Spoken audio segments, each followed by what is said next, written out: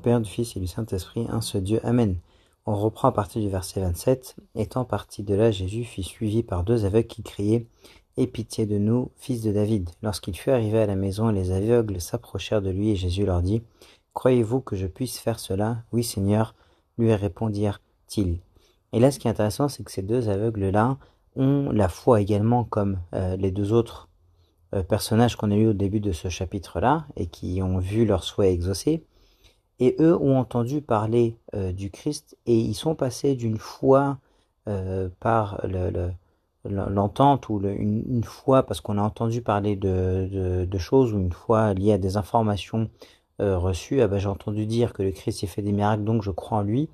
Ils vont passer de cette foi-là à une foi ou à une expérience en fait du Christ. Nous aussi on veut vivre cette foi, on veut expérimenter cette foi-là d'avoir le Christ dans nos vies.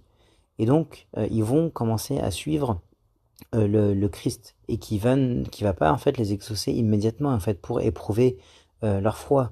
Donc Jésus fut suivi par deux aveugles et il criait « Aie pitié de nous, fils de David !» Ils parlent au pluriel, ils disent pas « Aie pitié de moi », mais ils réfléchissent ensemble pour être sauvés tous les deux et ils demandent pas la guérison, ils disent qu'ils veulent la pitié de leur péché et pitié de nous, fils de David. Et ils l'appellent bien fils de David pour dire qu'ils croient en lui en fait. Les pharisiens, les scribes, ils l'appelaient pas comme ça pour refuser de reconnaître effectivement qu'il était le Christ, qu'il devait descendre de la lignée de David. Eux disent « Aie pitié de nous, fils de David ». Et Jésus ne leur répond pas tout de suite. Lorsqu'il fut arrivé à la maison, c'est uniquement lorsqu'il est arrivé là-bas et que c'est eux les aveugles qui s'approchèrent de lui. Et donc là, Jésus leur demande « Croyez-vous que je puisse faire cela pour éprouver leur foi ?» Et là, ils le disent avec confirmation et avec courage « Oui, Seigneur », lui répondirent-ils. Alors il leur toucha les yeux en disant qu'il vous soit fait selon votre foi et leurs yeux s'ouvrirent. Et là, ce qui est intéressant de dire aussi rapidement, c'est que il y a des gens qui vont au Christ pour obtenir la guérison. Quelquefois, c'est des gens ou des amis qui ramènent une personne qui a besoin d'un miracle, comme dans l'histoire du paralytique qu'on a eu récemment, ou quelquefois c'est le Christ qui va directement vers les personnes pour les guérir. Ça dépend des situations. Et là, Jésus leur fit cette recommandation sévère, prenez garde que personne ne le sache. Certainement peut-être parce que ces gens-là allaient tomber peut-être dans l'orgueil de l'euphorie d'avoir des gens autour d'eux pour le miracle qui a été fait. C'est peut-être pour cette raison-là. Et donc par sa sagesse, le Christ quelquefois recommande aux gens de ne rien dire ou recommande de le faire savoir en fonction de ce qu'il sait, évidemment parce qu'il est Dieu, de comment vont réagir les personnes. Dans d'autres miracles, il leur dit, on a lu ça récemment également, après un miracle, il avait demandé à la personne d'aller voir, il me semble que c'était un aveugle, d'aller voir le prêtre pour offrir en fait le sacrifice et que pour que témoignage soit rendu du fait que le miracle avait été opéré. Et le Christ fait aussi cette recommandation-là lorsqu'il faisait des miracles autour de Jérusalem pour que le plan du salut puisse se faire sans encombre. Et évidemment, il est à la manœuvre et contrôle absolument tout.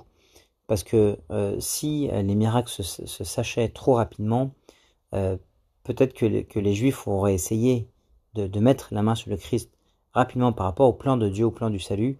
Et donc c'est par rapport au plan qu'il a, le Christ évidemment, qui fait des recommandations lorsque les miracles se faisaient autour de Jérusalem, que ça ne se sache pas trop rapidement, parce que c'était pas le moment venu tout simplement. Et lorsque c'était le moment, évidemment, le Christ a fait en sorte que sa crucifixion arrive très exactement quand il le voulait.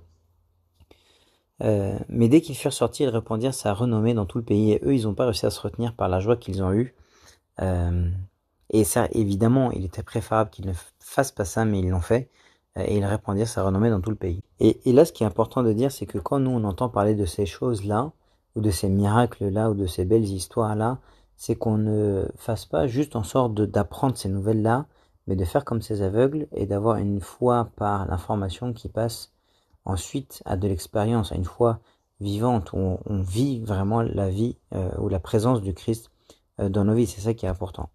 Comme il s'en allait, voici on amena Jésus un démoniaque muet. Le démon ayant été chassé, le muet par là, et la foule étonnée disait « Jamais pareille chose ne s'est vue en Israël ». Et là, ce qui est intéressant de mentionner aussi, c'est que le grand prophète Moïse, pour les Juifs dans l'Ancien Testament, quand il a fait des miracles, c'était des miracles pour tout le peuple, en fait. Et là, le Christ, il en a fait pour tout le peuple, et il en a fait pour des personnes en particulier, de façon très personnelle. Et là, la petite méditation spirituelle qu'on peut se faire, c'est que le péché nous rend muets et nous empêche de parler à Dieu. Ou Satan, quand il nous domine, il nous rend muets.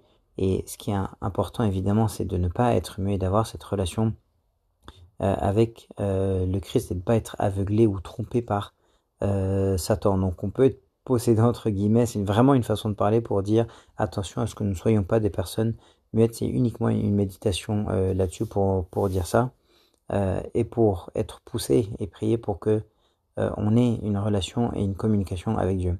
Mais les pharisiens dirent c'est par le prince des démons qu'ils chassent les démons. Donc là ils savent plus quoi reprocher. Ils sont passés par toutes sortes de reproches jusqu'à dire que c'est par le prince des démons qu'ils chassent les démons. Jésus parcourt toutes les villes et les villages. Donc là, il va voir les villes, donc les gens riches. Il va voir les villages, les gens pauvres, les paysans, enseignant dans les synagogues, prêchant la bonne nouvelle du royaume et guérissant toute maladie, toute infirmité ou toute faiblesse. Et ça, ce qui est joli en fait, c'est que le Christ, il annonce la bonne nouvelle du royaume et il guérit tout, même les maladies, même les petites faiblesses. Voyant la foule, il fut ému de compassion pour elle parce qu'elle était languissante et abattue comme les brebis qui n'ont point de berger. Et là, il utilise cette image, vous savez, les brebis, si elles n'ont pas de berger, elles sont ignorantes, elles se perdent immédiatement, extrêmement facilement. La personne enfin le monde d'une manière générale, la foule est languissante, elle est abattue par le péché et elle est perdue dans ce monde et elle dévie du droit chemin. On est comme des brebis, on a besoin de berger et le Christ, il est ce bon berger évidemment. Il est pris de compassion pour elle. Ça aussi, c'est joli de lire que le Christ, il prend compassion pour nous, pour cette foule. C'est arrivé plein de fois, hein, ce détail-là, où les évangiles disent que le Christ est pris de compassion pour les gens, pour la foule. D'une manière générale, il faut prier pour ressentir cette compassion du Christ, pour nous ressentir qu'il nous aime vraiment. Et alors qu'on est languissant et abattu, il est notre bon berger, tout simplement. Alors il dit à ses disciples, la moisson est grande, mais il y a peu d'ouvriers. Priez donc le maître de la moisson d'envoyer des ouvriers dans sa moisson. Et là, comme on s'adresse à des Galiléens, qui sont des paysans aussi, hein, c'est pas une grande ville, c'est une région qui est pauvre et qui sont paysans, donc il utilise une image de ce qu'ils ont l'habitude de voir. Donc la moisson, elle est grande, donc les gens qui ont besoin d'entendre la parole de Dieu sont extrêmement nombreux, mais il y a peu d'ouvriers pour les enseigner en fait et pour les mettre sur le droit chemin. Et donc il faut prier même de nos jours en fait pour que on soit entouré toujours de bons serviteurs, de bons prêtres, de bons évêques, métropolites, etc.